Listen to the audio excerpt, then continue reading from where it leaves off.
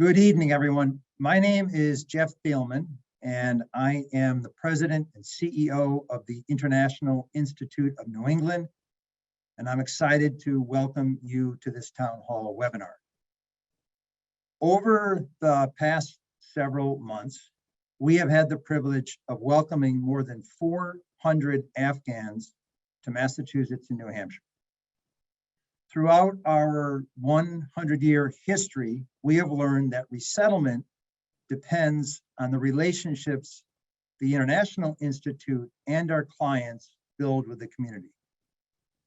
So I want to begin by thanking the community for supporting the resettlement of people who quickly fled Afghanistan last summer. More than 1,000 people have reached out to IINE to volunteer, and to date, we have been able to deploy about 300 of you to support our work.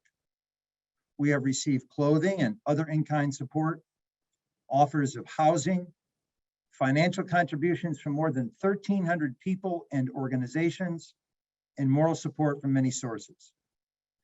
Our staff has worked days, nights, and weekends to serve arriving Afghans, and I am extremely grateful for their dedication to these new Americans.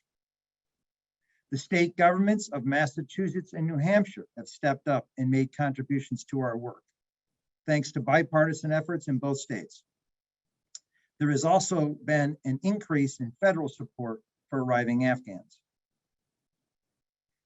After I speak for a few minutes, you'll hear from our Senior Vice President for Advancement, Alexandra Weber, and Dr. Jared Mercer, the pastor of St. Paul's Church in Newburyport, Massachusetts, which is housing 2 large Afghan families resettled by our organization.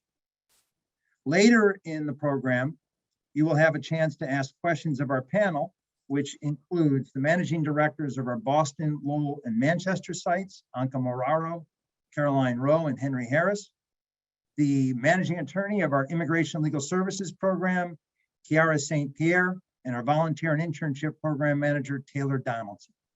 As we go through the presentation, please put your questions in the Q&A feature, and we'll do our very best to get to all of your questions tonight, or as many as we can. The International Institute of New England has offices in Boston, Lowell, Massachusetts, and Manchester, New Hampshire. We have built deep ties in these communities with school districts, healthcare centers, and other organizations that serve the broader community. IINE offers a continuum of services that helps refugees and other early status immigrants resettle, stabilize, and integrate into the community. Our new Afghan clients are receiving services along this continuum, including case management support. They are starting to enroll in English classes. Some will join job training programs eventually, and they will access our Immigration Legal Services program. This year, in this continuum, we anticipate serving nearly 4,000 people, including at least 500 Afghans. It is important to put the work of the International Institute and other resettlement providers into context. In the years before 2017, the United States resettled between 75,000 and 85,000 refugees per year. We had a good working system in this country for this work. In January of 2017, there were approximately 350 agencies across the country that resettled refugees. By 2021, only 200 agencies were left, and the number of refugee arrivals dropped to approximately 11,000, the lowest number since the program began in 1980. Last year, fiscal year 21, that ended on September 30th, 2021, IINE resettled only 104 refugees. In comparison, by the end of this fiscal year, if we continue the current pace, we'll resettle at least 800 people, including the 500 Afghans we anticipate resettling. The refugees we are resettling today are entering a different world. During the past 5 years, housing prices in Massachusetts and New Hampshire have increased significantly, and the COVID-19 pandemic dramatically changed our lives. Last year, before the fall of Afghanistan, President Biden announced that the U.S. would return to its traditionally robust refugee resettlement program. And we began preparing for an increase in arrivals by hiring some staff and reconnecting with our network of landlords. In August of 2021, things changed dramatically. After the Taliban took control of Afghanistan, US and coalition forces evacuated 124,000 people from Hamid Karzai International Airport in Kabul. So far, at least 70,000 of those evacuated have arrived in the US. We and the other resettlement providers in the state and across the country pivoted quickly to prepare for Afghans who would soon arrive. IINE resettled 350 people from Afghanistan between 2014 and 2021. And we leveraged deep ties to this community to hire new staff who speak Dari and Pashto, the languages spoken by most of the new arrivals. Between our interpreters and case management staff, we have 12 staff members who can speak with our Afghan clients in their native tongue. In addition, many of our staff are former refugees and special immigrant visa holders who were resettled by IINE and understand what our new Afghan clients are experiencing. By the way, if you are on a hunt for a job, go to our website, go to careers.org and look for some of the opportunities that we have. Most Afghans spend their first few months on US military bases around the United States. They received at least one dose of the COVID-19 vaccine, and many adults began the process of obtaining work authorization permits. To date, the International Institute of New England has resettled 427 Afghan evacuees, 150 through our Boston office, 196 in Greater Lowell, and 81 in Manchester, New Hampshire. With few exceptions, these individuals have 2-year visas, and one of our tasks is to help them secure a more permanent status in the country. Of these new arrivals, there are 59 families, and among these families are 196 children below the age of 18. The remaining members of the Afghan community include 121 single men, some with children and families back home. Housing is our greatest challenge. As soon as we get word of an arriving Afghan family, we look through our networks of landlords and community contacts for an affordable apartment where a family or group of single men can live for the foreseeable future. We do not want families, particularly those with children, to live in a community for a short period of time and then, because of high costs, be forced to move to another city and school district. We do place some arrivals in hotels, and right now about 70 of our Afghan clients are living temporarily in hotels. We have started to see many signs of hope. Families are getting needed medical attention. At least a dozen of our adult Afghan clients have secured employment, and children are starting to enroll in school. I want to turn the discussion over to Zan Weber, our Senior Vice President, who will talk about life in Afghanistan, which weighs on the minds of our clients, update you on our advocacy work, and talk about our efforts to help Afghans achieve financial sustainability over time in the United States. Thank you so much, Jeff. And it's really good to be with everyone this evening. I'm just going to start by just asking our audience, which now includes over 300 people, which is exciting, to please put any questions that you have in the Q&A. And we're going to get to those. I think we'll have plenty of time at the end of our presentation to ask those questions of our panel. And I just would also start by reminding our audience, and those are with us tonight, that Afghanistan is really never far from the minds of our clients. And we are very concerned about what's happening in the country today. Famine, I think, as people who've been following the news has heard, is very real. There are systems that are not functioning. The UN Development Program projects that 97% of Afghans will soon be living under the International Poverty Line. The Institute is actually doing a lot of work to advocate for bringing more family members to the US to join family who are already here. Unfortunately, a lot of our efforts in filing humanitarian parole petitions are not being currently granted by the US, and we can talk a little bit more about that a little later. We also just want to remind you that we are not the only refugee resettlement providers in Massachusetts and New Hampshire. There are providers across the country, and we're really lucky to have the support of other providers across the state. As you can see from these numbers, when we originally started planning for Afghan evacuee resettlement, we brought the group of providers together, and we tried to plan for how many people we would be resettling. We came up with about 1,800 people. I think that number will now be well over 2,000 in Massachusetts and about 175 in New Hampshire. That's a lot of people. So working together with our resettlement partners, we worked really hard and were successful in helping the state of Massachusetts and the state of New Hampshire understand the unprecedented response that we would need to provide to Afghan evacuees and families.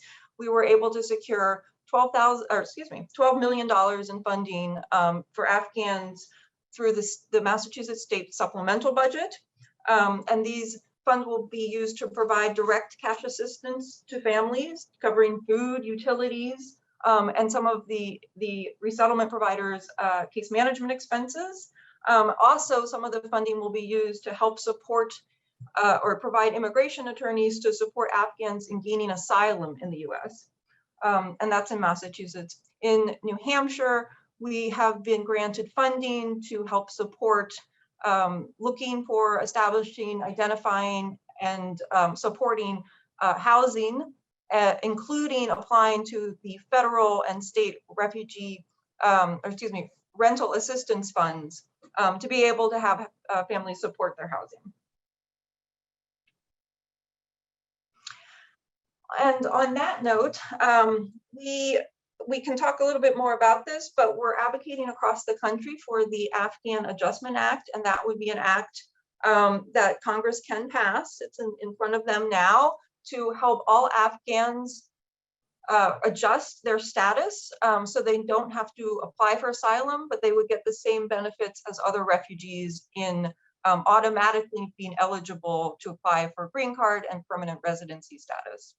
If you are interested in supporting and advocating for that to happen at the federal level, these are some links to ways to advocate and ways to get involved. You can contact your senators and your representatives, and then there's a really great blog post that we've linked to on the need for the Adjustment Act. So, as many of you who have been working with us know, and I'll go through a little bit of, our services are designed to help support people from the moment they enter our community. The first start for Afghan evacuees and other refugees is our 90-day refugee resettlement reception and placement period and program. This program is available to refugees, SIVs, Afghan humanitarian parolees. It's a very limited program in time and in resource support. Every person gets about $1,225. The agency supporting that person gets about $1,000. This is in comparison to what it actually takes to just start setting up your housing in states like Massachusetts and New Hampshire. For a family of 4, it costs about $5,000 in these communities to support the first and the last month's rent security deposit on an apartment. So the one-time grant from the federal government has never been enough for any of our refugee arrivals. We've always looked to community support to supplement both our own costs for resettling and supporting refugees, as well as direct costs to each refugee family setting their lives up. And we're really happy that in Massachusetts, with the additional funding from the state, we'll be able to support Afghan refugees in a way that we haven't before, and deliver approximately 2,700 to each evacuee. And that will go toward, most of it toward their housing, to be able to support their early start.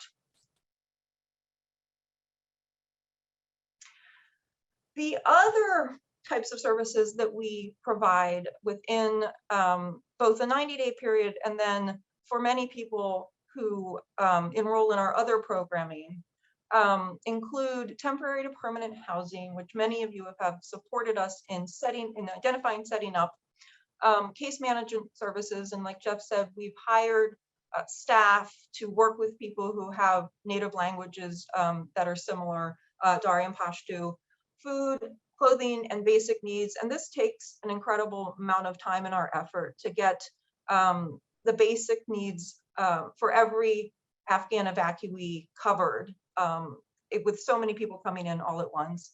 Public and private cash assistance, healthcare, which so many of our evacuees have needed immediately, and insurance enrollment, school enrollment, which is a very complicated process, certainly something we can talk about in the Q&A. ESOL for adults, that's English language learning. Many of our Afghan clients speak some English, many don't. We have a whole range of people, and we offer a range of levels for ESOL support. Cultural and work readiness orientation, so people understand what it looks like to work in the US, how to get prepared. Wraparound support from volunteer teams, and that's where so many people on our call tonight come in. And then legal support. And we have a legal team at the Institute working across our 3 sites. Typically, that team provides employment authorization, helps people with special immigrant visa status, helps with family petitions, helps with humanitarian parole and reunification petitions, and then also makes referral for asylum to other attorneys that handle asylum cases. So this is, something we want to acknowledge with our communities and everyone who's helping us support refugees. The U.S. federal government does not grant resources to allow refugees to start in a place that's not within the poverty lifestyle. By definition, refugees don't have an income, and they start out without an income. No matter how much support that we provide them or that any community provides them, they will need to build an income in order to continue the support for their basic needs and to start building their lives. We just want to acknowledge that, because for many people, this might be a first or a new opportunity to work with people who are in poverty. We do all that we can to prepare people and to help support them quickly find a job and quickly start building themselves beyond where they start. There is federal support and now state support. There is some private support. The more we receive, the better we can serve someone. But they are joining communities that are struggling with resources, and we hope with our help and with the help of other providers and other community support, they will build themselves into a sustainable future for them and their families. So as I said, people are starting out without an income. We've just sort of put together what that means in terms of numbers.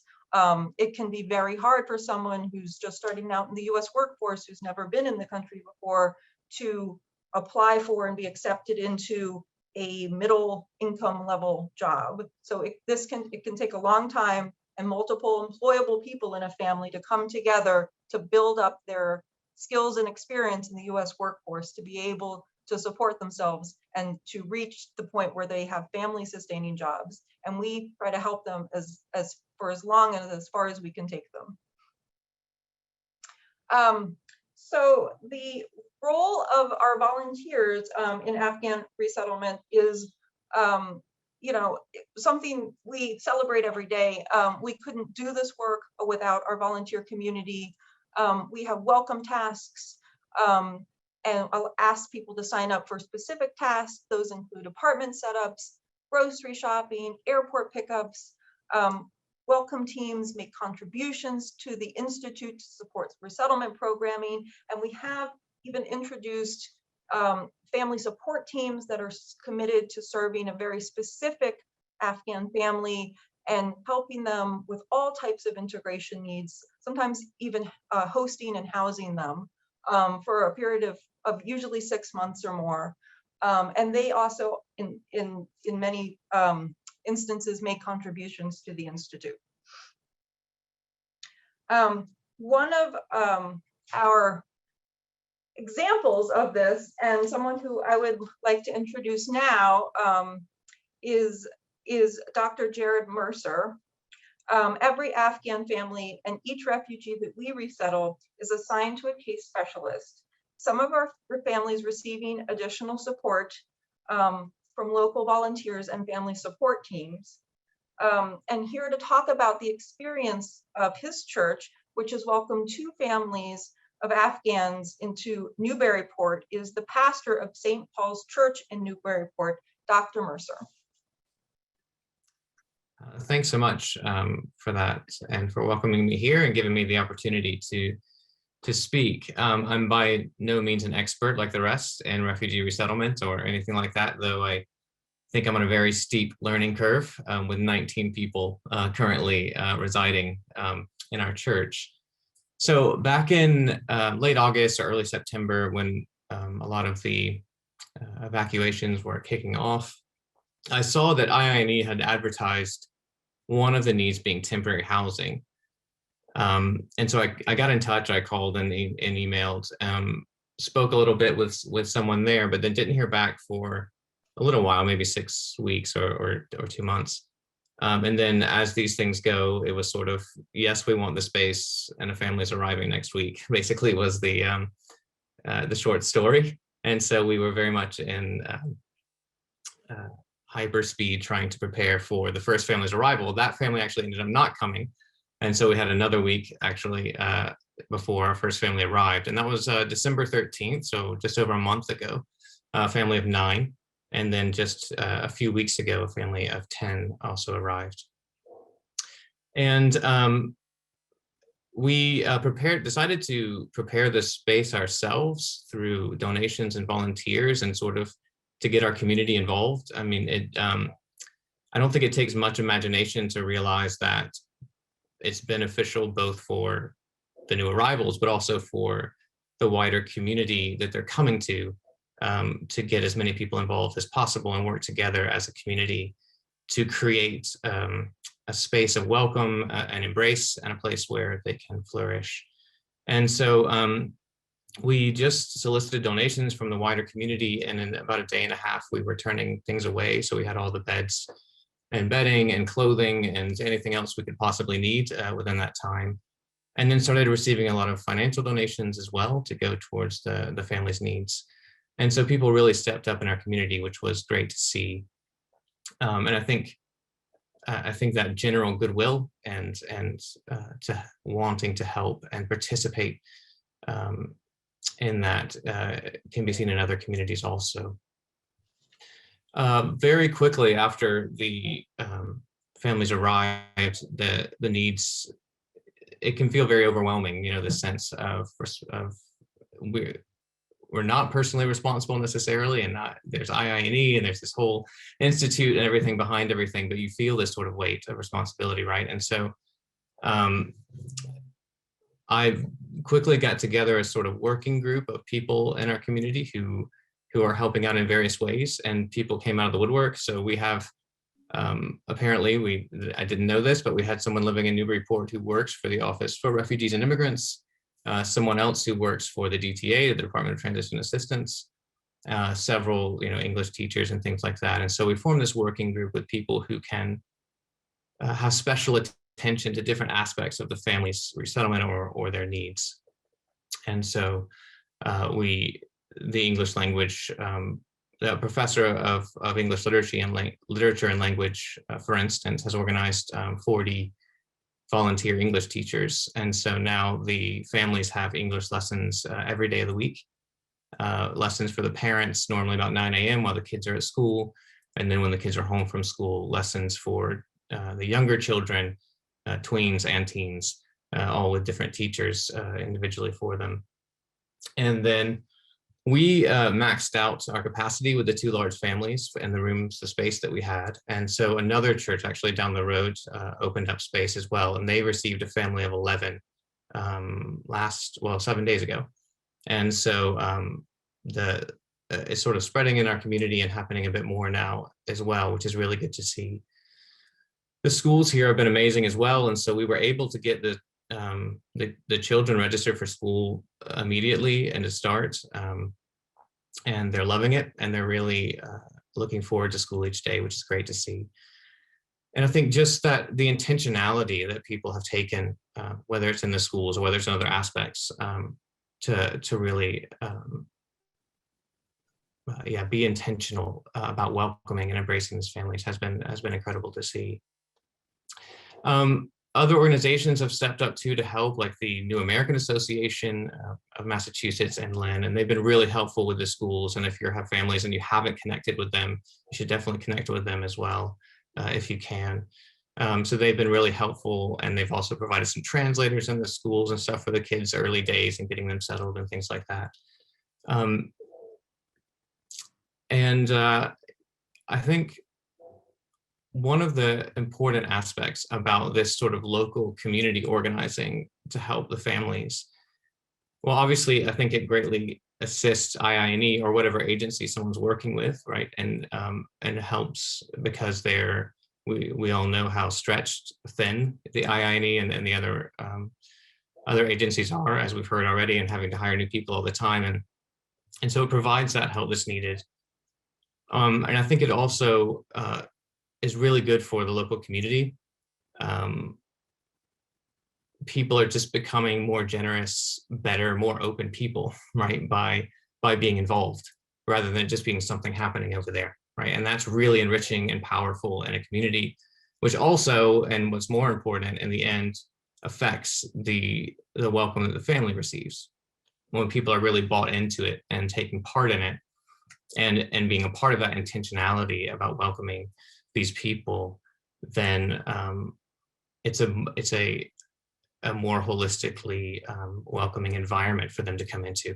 And if we want these our new neighbors to flourish, providing that context within which they can more easily settle in and flourish is really important. And so now we're just trying to shift our attention forward as well and think about what in the world permanent housing could look like for families this large in Massachusetts, anywhere in Massachusetts, and much less Newburyport if we're able to keep them here, which would be fantastic because the kids are in schools, they're signed up for soccer league already, like everything, you know. So it's going to be a challenge, and I know IINE is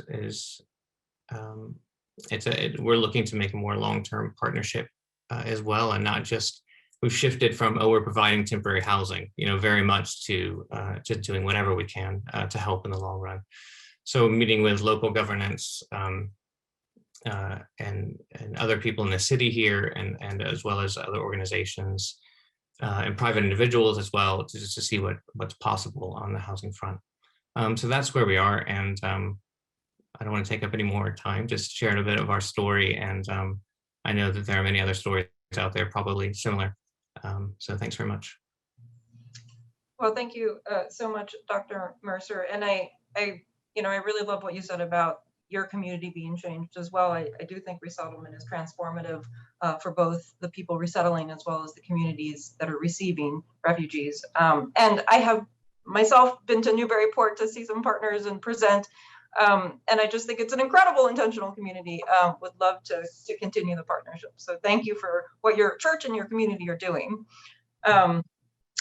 So we're going to turn back to just one more slide on the webinar, just so we give you a sense of what you can do or continue to do if you've already supported us. And that is signing up. And, I always say one of the best ways to stay in touch with us is to sign up for our newsletter. And we push out a lot of information and would love to get your feedback and your support and just be in that relationship with you. If you are interested in volunteering, we have a volunteer website we've worked really hard on improving and would love to hear from you. We also have on that website an opportunity to look at by site what types of in-kind goods we need most and to consider donating. And then, of course, we're always looking for more financial support, both to run our programming as well as to deliver directly to resettling refugee families. Like Jeff said earlier, if you are interested in joining us as a colleague, we would also love to hear from you. And we do have a lot of open positions to support all of the work that we're currently doing. So now we're going to put down the PowerPoint and we'll close the deck and we're going to turn to our panel and we're going to answer some of the questions that you have put in the chat. And I have to say they're really, really great. So I will start to just call some of the questions out and see who would be available to talk through some of the answers. The first question is for Kiara, our legal managing director. We completed humanitarian parole forms for families still in Kabul who have 2 sons here. We have not heard from the State Department nor received a refund. How can we track these forms? Are they all being dismissed? Sure. So when Kabul fell and people were first being evacuated, we were inundated with requests for humanitarian parole assistance as well for people left behind or who didn't get on an evacuation flight. So just for everybody in the audience who might not know what that means, that specific filing is for individuals left behind in Afghanistan. It is a program that has been available for a long time in our immigration system. It's never been used en masse like this before.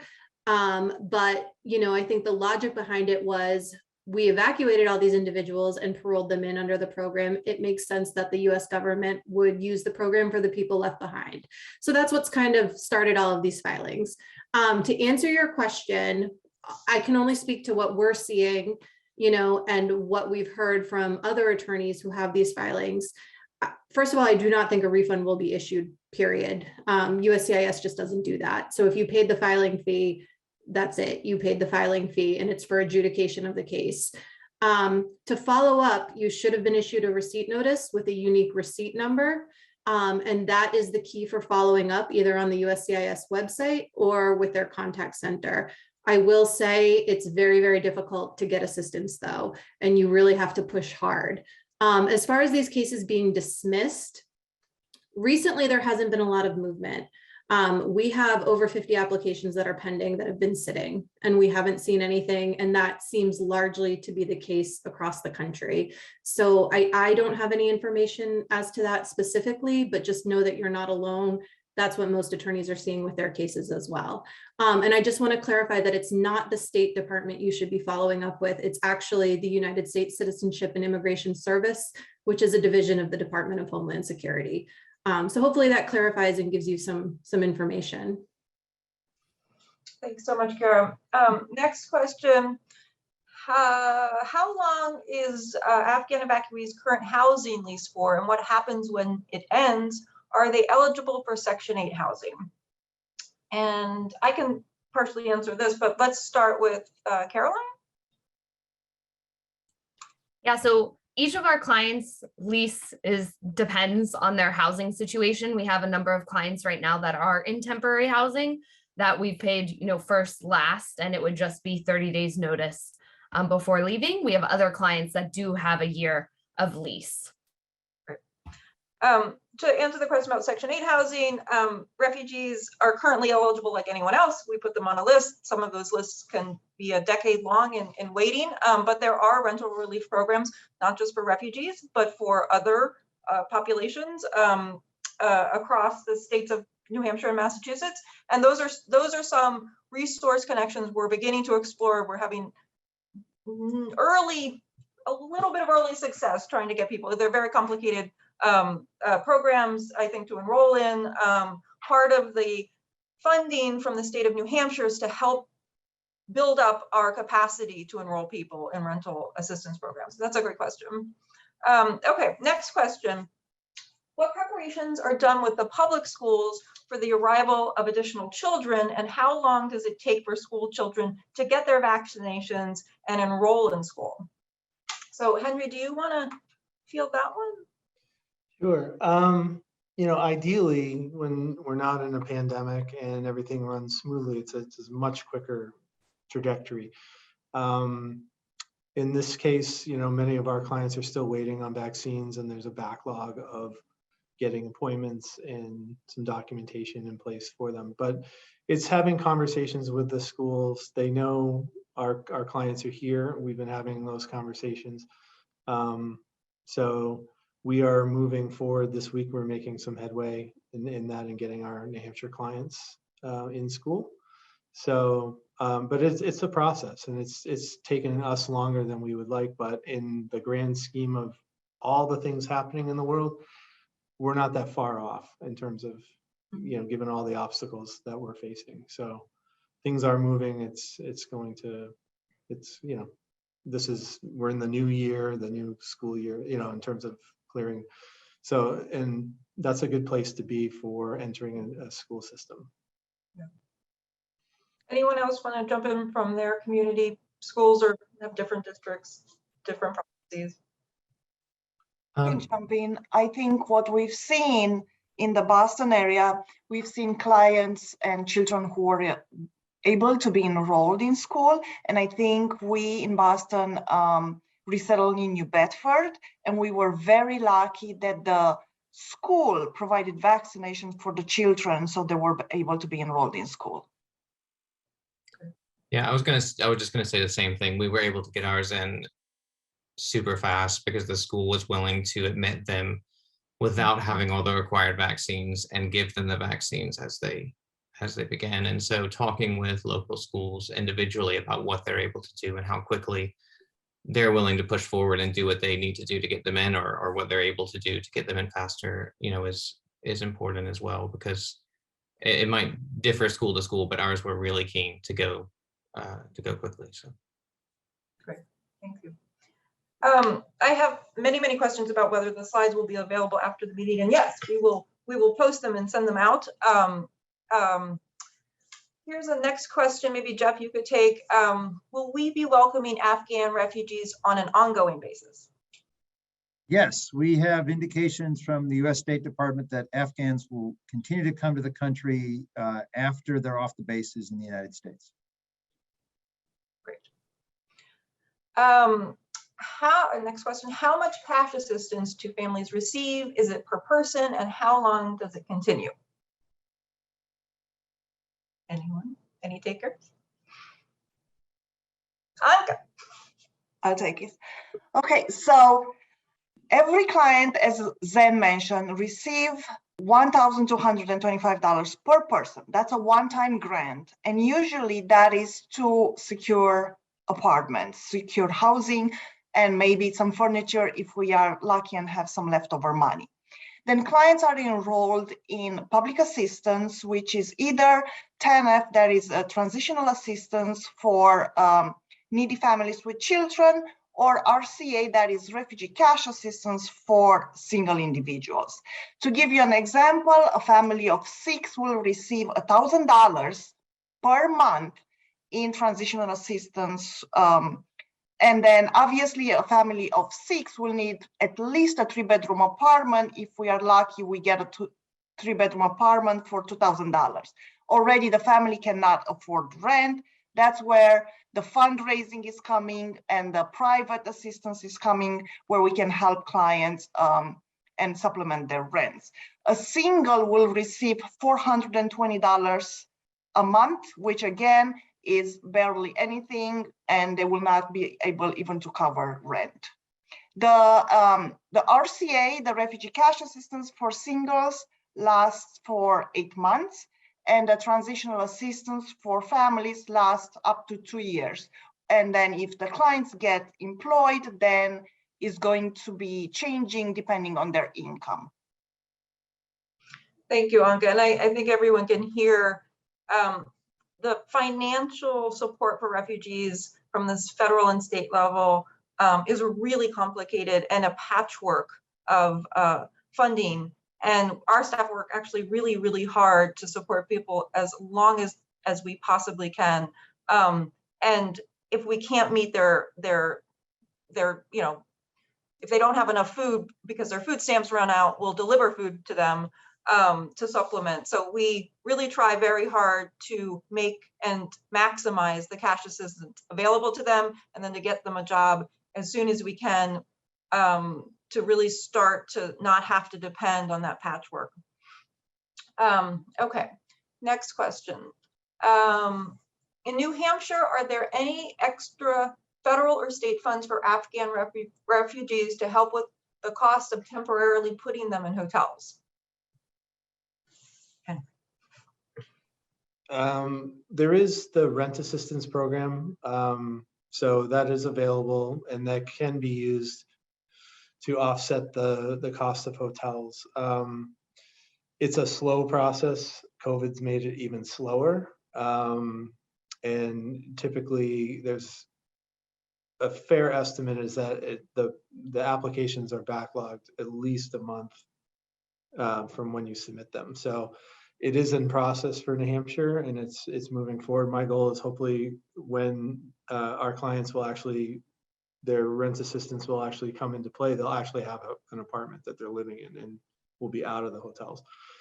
But a lot of currently what's our private funds that we've raised has helped kind of keep everyone safe and fed in that model of kind of the hotel triage kind of a situation. So that's where New Hampshire is. Great, thank you. We're actually, I think, grateful to have the partnership with hotels and to be able to house people in really safe, usually, you know, very clean private rooms while we're looking for permanent housing, which is so important to their being able to build up their sustainable life for themselves. The next question is, can you explain, this is for Taylor, the volunteer opportunities that are available? Absolutely. Currently, we have opportunities to assist our case management staff with airport pickups, with setting up apartments, that's sourcing and setting up furniture, putting sheets on beds, putting items away in the kitchen, grocery shopping, so that when folks arrive at their apartment, all they have to do is open the door and arrive home, just like you or I would, to a fully furnished apartment. In addition, we ask for volunteer support for meals for folks who are currently in hotels short term. We utilize volunteers for client transportation to and from medical appointments or for school enrollments for children. And we also have some ongoing volunteer opportunities like ESL tutoring. Most classes are taking place virtually still, though some are slowly transitioning back to in-person learning if and when it is safe to do so. And we have some youth and career mentorship opportunities. I will say with a caveat for those ongoing opportunities, there's often quite a wait list. Those are very engaging opportunities for folks. And we hope that if you are interested, that you check out our volunteer webpage for more information. Thank you, Taylor. And, you know, you're very responsible for so many of our amazing volunteers who are supporting us and some of the coordination of that. So thank you. I think you mentioned ESL tutoring, and on that note, I'm going to try to combine a couple of questions. And I think maybe, Carolyn, you could take this. How many adult Afghan refugees speak English? And do you have ESL classes at IINE for adults who can't read or write in any language?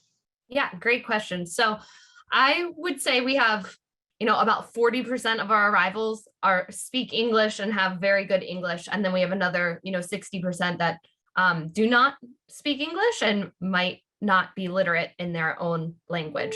So we currently are running 2 English classes, and we are working to expand and add an additional 4 English classes. And we are going to be focusing on beginning literacy, so supporting our clients that don't speak any English and are learning how to read and write. Thank you. Next question, maybe Henry, you could start with this because we just heard this great experience getting people jobs. For Afghans who are already here or are coming, is it easy to get a job? There's lots of jobs. In New Hampshire specifically, there's plenty of opportunity. The barriers that all our arrivals face, our new Americans, are language barriers and transportation. So a great opportunity might exist that's just off the beaten path from public transportation, and it would make it impossible for someone to get there, and would be really hard for our volunteers to sustain over time, on a daily basis. So the good news is in with the employment market the way it is, employers are now kind of thinking outside the box, and we're able to work with them and say, look, you've got all these spots open, we can fill them, but can you help us with transportation? Can you cover a van to meet us at a centralized location where all our people can come, meet in the morning, get to their job, and bring them back?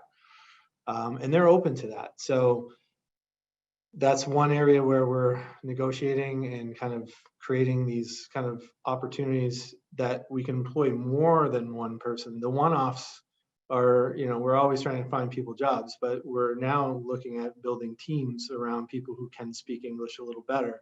So we put a work team together, and that person who speaks English proficiently, or at least a little bit, will be kind of like the foreman of that team and then work closely with the management. So it's exciting to see it unfold and to see the business community really embrace it and kind of say, all right, yeah, we've never done this before. We've never provided transportation to our own office, but they're doing it now. And so I would say in the next few weeks, we're going to see some larger placements and some things really move in that direction. I am really excited about that, because I think at least for New Hampshire, we're an aging workforce, and our new arrivals, our new Americans in the community are going to play a key role in keeping our economy moving in a positive direction.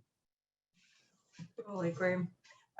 Thank you, Henry. And I think it's safe to say, if anyone on this call has a lead on a job opportunity, or an employer who may want to hire refugees, to please let us know. And maybe I could ask someone to just put our general email in the chat. That will get to the right person. And maybe you can identify, what state you're in.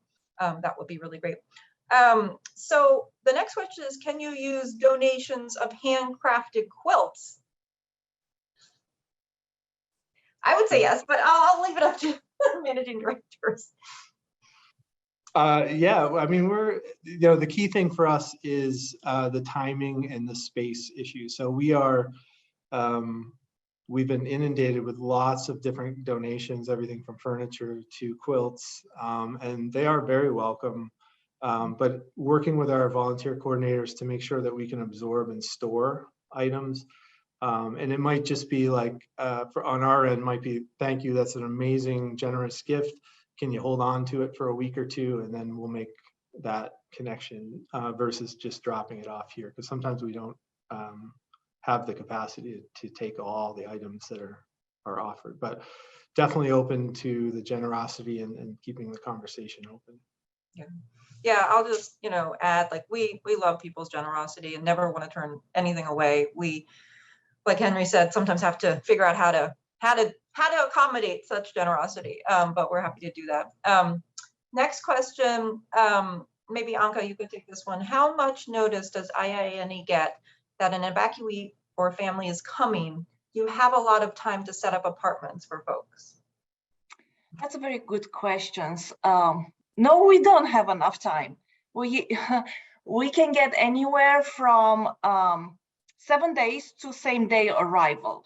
So it could happen that in the morning you receive a travel notification and your family is arriving at 6 p.m. that day. So obviously we do not have time. Even a week sometimes is not enough, because we do not have apartments on standby. You still need to find an apartment. You still need to have the furniture ready and set up the apartment. So our staff usually are running around and carrying furniture just to make sure that the apartments are ready for our clients. Thank you. Good. All right, for Kiara, could an immigration lawyer who is otherwise employed take a case pro bono? Yes, absolutely. Please reach out. We are right now coordinating with immigration attorneys across the state, kind of building a database of capacity to take on these asylum cases. Obviously, our hope is that an Afghan Adjustment Act will pass. That is the best case scenario and bypass our very complex and messy asylum system altogether. But if that doesn't happen, you know, our plan B that is also in the works is building out this database of capacity within the state. And then we're also working to hire an intake coordinator so that we can do a very, very detailed legal intake with all of our Afghan arrivals and then match them up with attorneys. So either family by family or for the single males that are arriving, we'll do it on a case-by-case basis. So yes, please reach out to the general IINE email and they can connect you with me and I will add you to our list. And that goes to anybody who's listening. If you're an immigration attorney or you're an attorney licensed and you're maybe interested in learning, we're also trying to set up mentorships with experienced asylum attorneys. So I would encourage you to reach out because we can use, it's an all hands on deck situation. There just isn't a ton of capacity. There's just not enough attorneys available to do this very, very specific type of work. So if you're interested in helping, please do reach out. We'd love to hear from you. This one is for Dr. Mercer. What are the greatest successes and challenges of having hosted a refugee family? Yeah, that's a great question. Today or overall or yesterday? Changes? Yeah, I mean, I think the greatest challenge day to day is language. So no one speaks any English out of the 19 people here. Like I said, we've organized English lessons, so they're starting to learn, but no one communicates, and it's not always possible to get a caseworker on the phone or something like that. And so I started using different translation apps and like talking to them in different ways, and that's definitely I think the greatest day-to-day challenge. As well as seeing their desire to find a permanent home, their desire to, so they're happy here and they're, getting on well, but they know it's not where they're staying forever. And they also want to work, the parents and the family. And it's really hard at the moment. I think the successes would be seeing how much the children are loving, like engaging with other kids at school, and that they look forward to it. And there's one who's 5 who's having a harder time adjusting to school, and sometimes his older brother has to go into his class with him and things like that. But all the other kids, and there are lots of them, there are 15 of them, they're really loving it, and that's, I think, a huge success for the schools, for the kids, for the whole community. It's that's really good. Thanks. So here's a question, maybe, something to think about. Thank you for your great presentation. How are you thinking about and addressing mental health and psychosocial support needs for these families? Is it doable within your mandate and mission? And what are the obstacles, if any?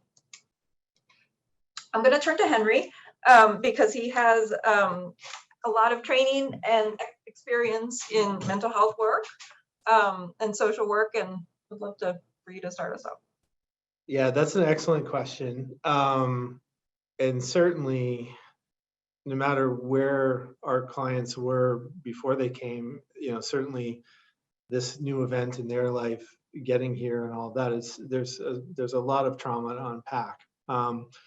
So it is difficult in terms of looking through our Western lens of mental health, and that is challenging because things are different. And so, how we approach that, we are working with local mental health clinicians. And so one of the hardest parts with any kind of therapy work, or, you know, in terms of just engagement, is trust. And so we're starting support groups for women and support groups for men, just so that we can establish a good relationship before we get into anything that would need, you know, some extra layers of mental health support. So we're building trust, we're getting to know our clients, and then out of that, then we can break people off into the supports that they need.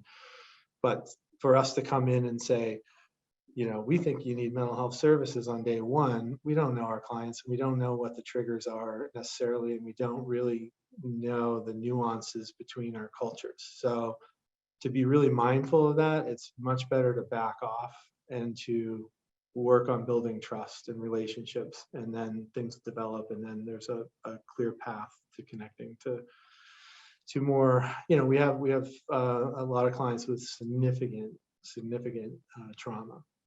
So it's a slower process that way, but I think it's more respectful, and we will get there. And so there's funding in the state now for that kind of support, and, you know, we'll be expanding our capabilities. But right now, everything is in place in terms of building that trust.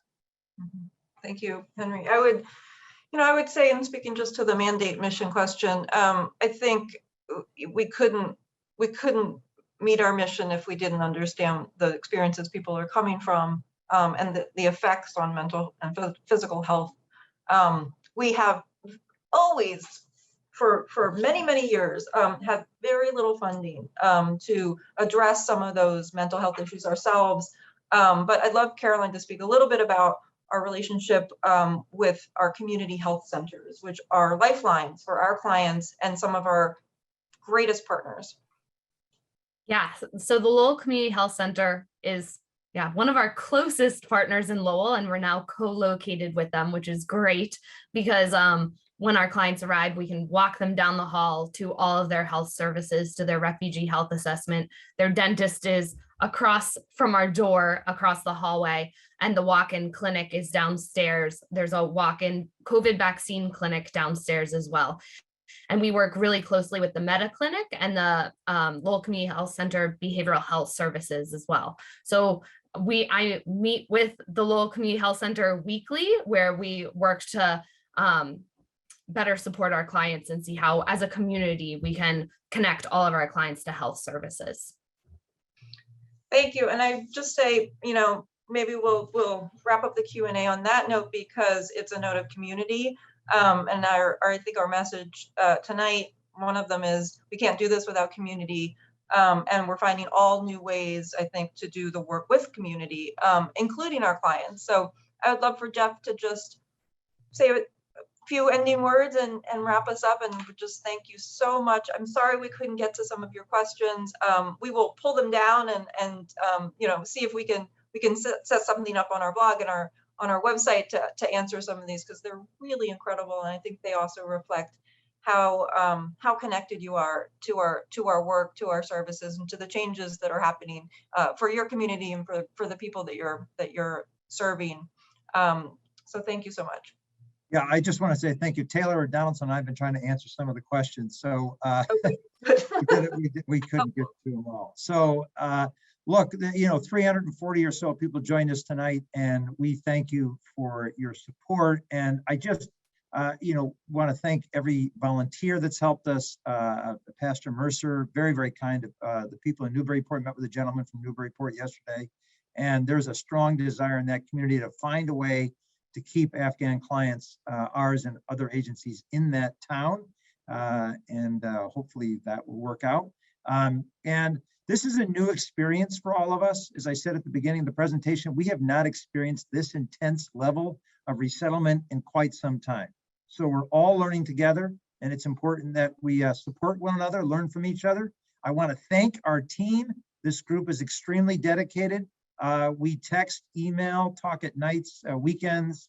The team shares all sorts of stories of just different challenges that our clients are facing. We feel their pain.